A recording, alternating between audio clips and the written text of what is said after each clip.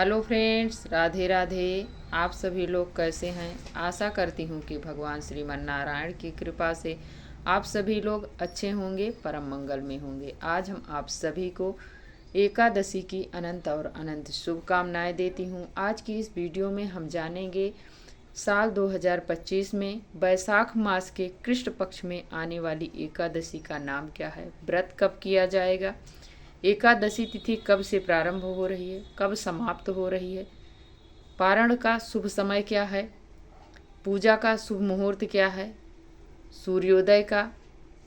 Hello friends, Radhe Radhe. आप सभी लोग कैसे हैं? आशा करती हूँ कि आप सभी लोग भगवान श्रीमन नारायण की कृपा से अच्छे होंगे, परम मंगल में होंगे। तो आज हम आप सभी को अक्षय तृतीया की मित्रों अनंत और अनंत शुभकामनाएं देती हूँ।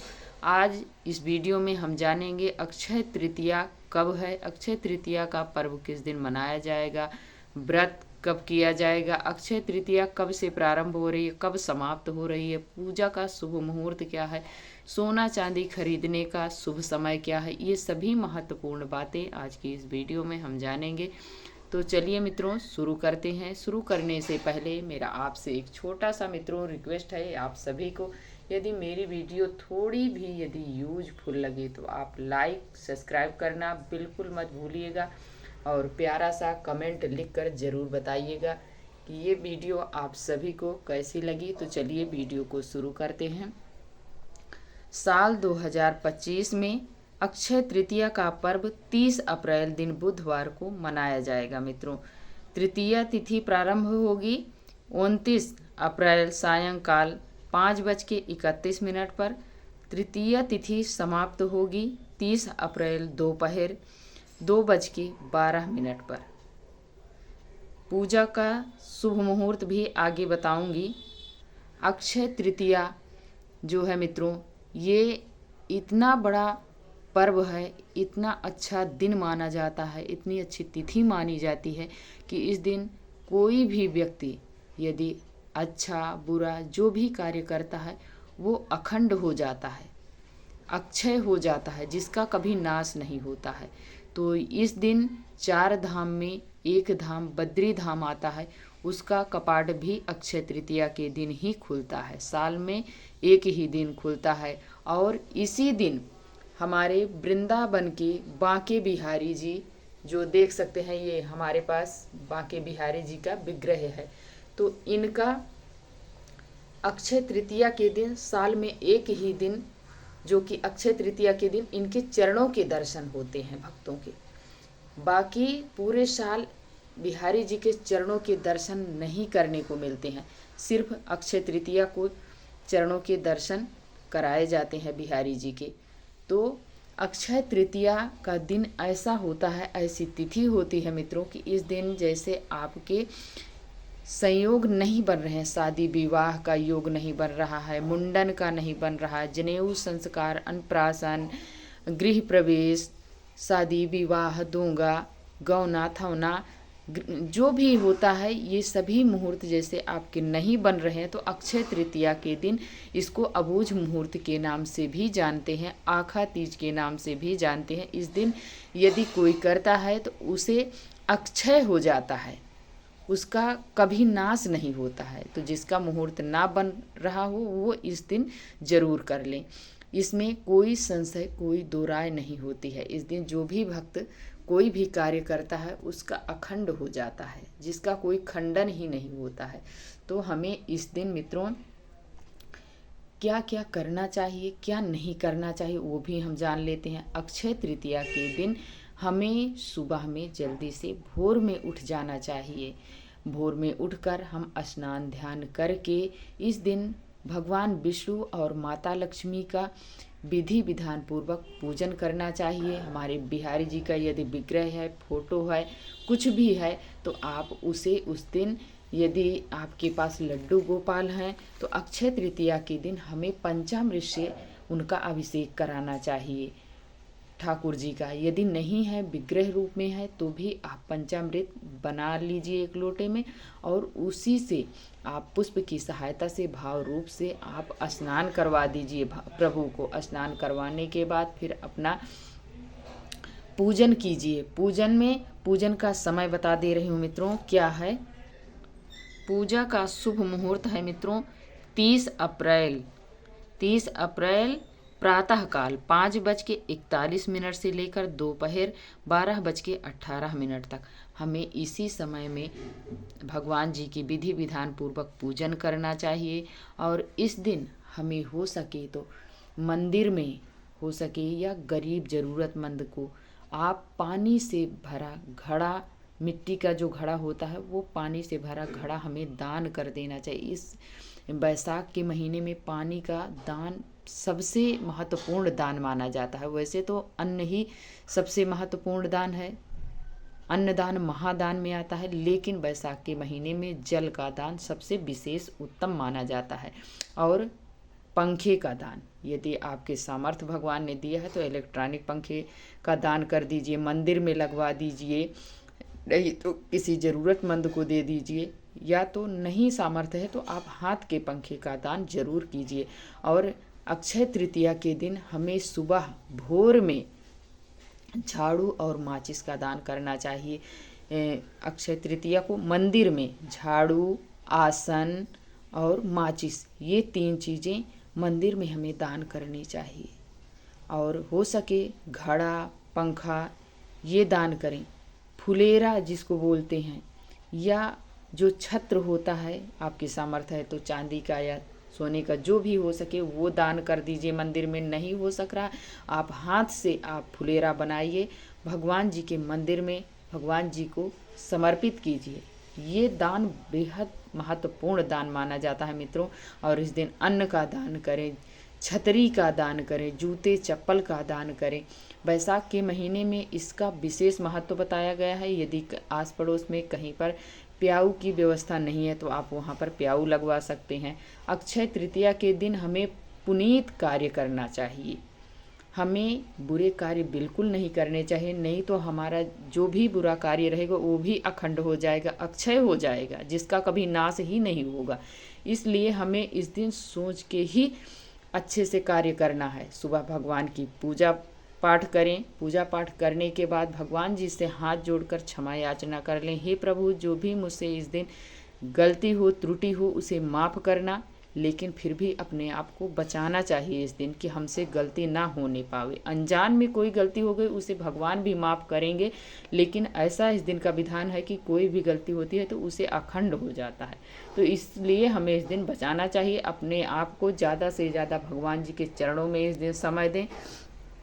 किसी का बुरा न सोचें, न करें, न निंदा, न चोरी, न चुगली, चोरी, ये सब नहीं करना चाहिए। अक्षय तृतीया के दिन हमें अपने आप को ज़्यादा से ज़्यादा बचाना चाहिए। अक्षय तृतीया के दिन सोना चांदी खरीदने का मित्रों विधान है। यदि सामर्थ्य भगवान ने दिया है तो आप ज़रूर खरीदिएगा, नहीं दिए हैं तो आप इस दिन जैसे कमलगट्टे का बीज हो गया, गोमती चक्र हो गया, कौड़ी हो गई, ये खरीद कर लाइएगा और अपने भगवान जी के माता लक्ष्मी के चरणों में रख कर, जैसे माता लक्ष्मी को विष्णु भगवान को पूजन कर रहे हैं ठीक उसी प्रकार से उसमें भी हल्दी, चंदन, कुमकुम लगा दीजिएगा। वो इस दिन माता लक्ष्मी और विष्णु भगवान की उस पर कृपा बरसती है तो वो अभिमंत्रित हो जाती है। तो आप उसके बाद दूसरे दिन चौकी से उठाकर अपने जो धन पोटली है उसमें रख लीजिएगा। आपके घर में धन की कमी कभी नहीं होगी। इस दिन ऐसा करने से ऐसी मान्यता है कि जो भी कार्य हम अच्छा करते हैं वो अक्षय हो जाता है, अक्षय पुण्य मिलता है। इससे हमें कभी जीवन में कमी नहीं होती है। इसलिए अक्षय तृतीया एक ऐसा पर्व है, ऐसा दिन है कि हम अबूझ मुहूर्त के नाम से जानते हैं और इस दिन जाने अनजाने में जो भी मुझसे कार्य होगा वो अक्षय ही हो जाएगा। अब हम जान लेते हैं सोना चांदी खरीदने का शुभ समय। अक्षय तृतीया पर खरीदारी करने का शुभ मुहूर्त सुबह 5:41 से लेकर शुरू हो रहा है, दोपहर 2:12 तक रहेगा। इसी में हमें सोना चांदी अन्य वस्तुएं हमें खरीद लेनी है। जो भी आप खरीदना चाहते हैं वो खरीद कर रख लीजिएगा इस दिन। और इस दिन हम ज़्यादा से ज़्यादा भगवान जी के नामों का जप करें। जैसे किसी को गुरु मंत्र मिला है तो उस मंत्र का जप करें, नहीं मिला है तो हमें कुछ नहीं, जो भी हमें आता है मंत्र भगवान का वो हम जप करें। नहीं आता है तो माता लक्ष्मी का याद कर लीजिए, उस मंत्र का आप जप कीजिए। इस दिन जितना से जितना अधिक जप करेंगे वो अक्षय हो जाएगा। आपकी भक्ति दिन दुगुनी रात चौगुनी बढ़ जाएगी। भगवान जी के चरणों में आपका मन लगेगा, इष्ट के चरणों में आपकी भक्ति बढ़ेगी, भगवान की कृपा प्राप्त हो जाएगी। इसलिए मित्रों, हमें इस दिन भगवान जी के नाम का उच्चारण करना चाहिए। इस दिन माता लक्ष्मी की चालीसा पढ़नी चाहिए, विष्णु सहस्त्र नाम का पाठ करें, भजन कीर्तन करें। इस दिन ये सभी पुनीत कार्य होते हैं अक्षय तृतीया के दिन, ये हमें ज़रूर करने चाहिए। तो आशा करती हूँ मित्रों कि आप सभी को ये मेरी वीडियो यूजफुल होगी। यदि थोड़ी भी यूजफुल लगे तो लाइक सब्सक्राइब करना बिल्कुल मत भूलिएगा और प्यारा सा कमेंट लिखकर ज़रूर बताइएगा कि ये वीडियो आप सभी को मित्रों कैसी लगी। और वीडियो देखने के लिए आप सभी को मित्रों मैं बहुत बहुत धन्यवाद देती हूँ। अब मिलती हूँ एक और नए वीडियो के साथ, तब तक के लिए जय श्रीमन। Hello friends, Radhe Radhe. आप सभी लोग कैसे हैं? आशा करती हूँ कि आप सभी लोग अच्छे होंगे, भगवान श्रीमन नारायण की कृपा से परम मंगल में होंगे। तो आज हम आप सभी को साल 2025 के बैसाख मास के कृष्ण पक्ष में आने वाली एकादशी की अनंत और अनंत शुभकामनाएं देती हूँ मित्रों। और आज की इस वीडियो में हम जानेंगे इस एकादशी का व्रत कब किया जाएगा, इस एकादशी का नाम क्या है, इसका महत्व क्या है, विशेषता क्या है, कौन सा फल देने वाली है, इस एकादशी कब से लग रही है और कब समाप्त हो रही है, पारण का शुभ समय क्या रहेगा, ये सभी महत्वपूर्ण बातें आज की इस वीडियो में हम जानेंगे। तो चलिए वीडियो को शुरू करते हैं। वीडियो शुरू करने से पहले मित्रों मेरा आपसे एक छोटा सा रिक्वेस्ट है, यदि आप सभी को मेरी वीडियो थोड़ी भी यूजफुल लगे तो आप लाइक सब्सक्राइब करना बिल्कुल मत भूलिएगा और बेल आइकन को प्रेस कर दीजिएगा ताकि हमारे आने वाले वीडियो का नया नोटिफिकेशन आप सभी तक सबसे पहले पहुंचे। तो चलिए वीडियो को शुरू करते हैं। साल 2025 में मित्रों बैसाख मास के कृष्ण पक्ष में आने वाली एकादशी का नाम बरूथनी एकादशी है। इसका व्रत करने से भगवान श्रीमन नारायण की कृपा तो प्राप्त होती ही होती है, लेकिन हम सभी को यदि मन क्रम वचन से इस व्रत को करते हैं तो हमें अंत में मोक्ष की प्राप्ति भी होती है। और इस व्रत को करने से ऐसे शास्त्रों में वर्णन आता है कि बरूथनी एकादशी का व्रत करने से मनुष्य को, जो व्रत करता है उसे सांसारिक सुख तो प्राप्त होता ही होता है, लेकिन उसे 10,000 तपस्या करने के बराबर उसे बरूथनी एकादशी का व्रत करने मात्र से प्राप्त हो जाता है। इसलिए हम सभी को, सनातनी को यही चाहिए कि एकादशी का व्रत जरूर करें। एकादशी ही ऐसा व्रत है जो कि मनुष्य को अंत में मोक्ष प्राप्त कराती है और मनुष्य के जितने भी जाने अनजाने के पाप रहते हैं एकादशी का व्रत करने मात्र से उनके जो पाप रहते हैं वो जलकर राख हो जाते हैं और मनुष्य को अंत में वैकुंठ लोक की प्राप्ति होती है। और एकादशी का व्रत करने से हमारे पूर्वज भी तृप्त होते हैं, प्रसन्न होते हैं। तो इसलिए हम सभी को यही चाहिए कि एकादशी का व्रत जरूर करें। और ऐसा भी बताया गया है कि शास्त्रों में वर्णन ये भी आता है कि यदि कुरुक्षेत्र में सूर्य ग्रहण के समय एक मन सोना दान करने के बराबर जितना पुण्य फल प्राप्त होता है उतना आपको बरूथनी एकादशी का व्रत करने मात्र से पुण्य फल की प्राप्ति होती है। तो ये रही इसकी विशेषता, इसका महत्व। मित्रों हम सभी को यही चाहिए कि एकादशी का व्रत जरूर करें। अपने जीवन काल में कभी न कभी एकादशी का व्रत जरूर करना चाहिए और जब भी करें हमें शुक्ल पक्ष कृष्ण पक्ष दोनों की करनी चाहिए। हमें छोड़ कभी नहीं करना चाहिए, ये खंडित व्रत माना जाता है। इसलिए हम सभी को जब हम शुरू करें तब से हमें दोनों पक्ष की एकादशी का व्रत करना चाहिए। और एकादशी का व्रत जो होता है वो भगवान श्रीमन नारायण माता लक्ष्मी को समर्पित होता है। इस दिन जो भी भक्त मन क्रम वचन से भगवान श्रीमन नारायण का पूजन करता है उसे भगवान श्रीमन नारायण की कृपा प्राप्त होती है। अब हम जान लेते हैं एकादशी तिथि कब से प्रारंभ हो रही है, कब समाप्त हो रही है। एकादशी तिथि मित्रों 23 अप्रैल शाम के 4:46 पर लगेगी एकादशी तिथि। अगले दिन 24 तारीख दिन गुरुवार को दोपहर 2:35 पर समाप्त होगी। ऐसे में उदया तिथि के अनुसार व्रत किया जाएगा 24 अप्रैल दिन गुरुवार को, बरूथनी एकादशी का व्रत। अब हम जान लेते हैं पारण का शुभ समय क्या है। इस व्रत का पारण अगले दिन 25 अप्रैल दिन शुक्रवार को 5:50 से लेकर 8:10 तक किया जाएगा। पारण तुलसी दल गंगा जल से मिश्रित जल से आप पारायण कीजिए या भगवान के चरणामृत से या मुख में चावल डालकर करें।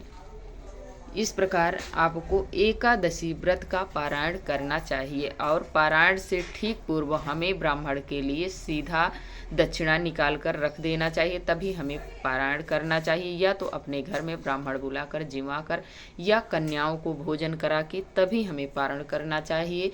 और गौ माता के लिए एक रोटी जरूर निकाल कर रख दें, तब अपना पारण कर सकते हैं। और जो ब्राह्मण को सीधा निकाले हैं दक्षिणा, उसे हमें सूर्यास्त से पहले पहले ब्राह्मण को पहुंचा देना चाहिए, हमें रात नहीं रुकनी चाहिए।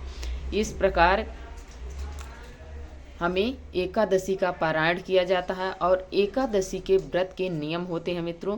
त्रिदिवसीय श्रेणी में ये व्रत आता है। व्रत तो सिर्फ एक दिन किया जाता है, लेकिन इसके नियम जो होते हैं 10वीं से लेकर द्वादशी तक किए जाते हैं।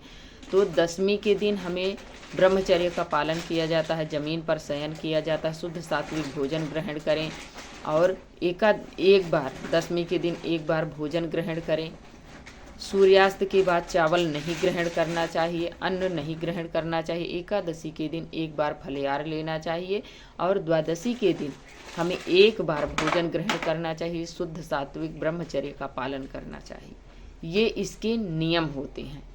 तो आशा करती हूँ मित्रों कि आप सभी को ये वीडियो अच्छी लगेगी, और यदि थोड़ी भी आप सभी को अच्छी लगे तो लाइक सब्सक्राइब करना बिल्कुल मत भूलिएगा और प्यारा सा कमेंट लिख कर ज़रूर बताइएगा कि ये वीडियो आप सभी को कैसी लगी। और वीडियो देखने के लिए आप सभी को बहुत बहुत धन्यवाद देती हूँ। अब मिलती हूँ एक और नए वीडियो के साथ, तब तक के लिए जय श्री।